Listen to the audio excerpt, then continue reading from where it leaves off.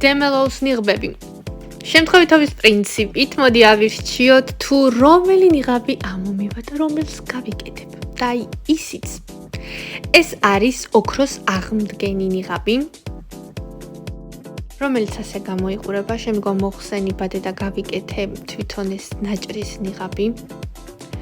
შემდგომ უკვე ვიყენებ ჩემს სახის მასაჟორს, რათა კანში უფრო კარგად შეაღწიოს პროდუქტმა და რა თქმა უნდა ამ ნიღაბს გავიჩერებ სახეზე დაახლოებით 20 წუთი.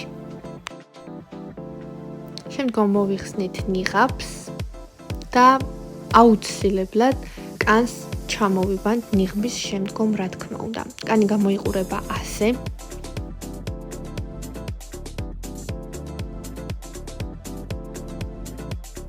და გასუფთავებულ კანზე წავისმევთ ნიაცინამიდის შრატს.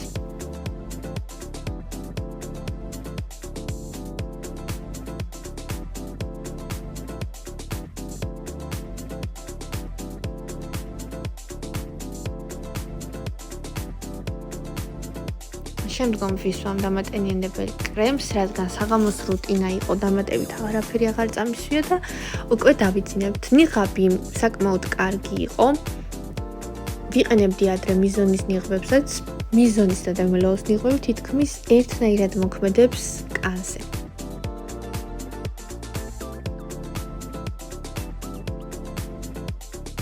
დაგემშვიდობებით ყველას, მომავალ შეხვედრამდე.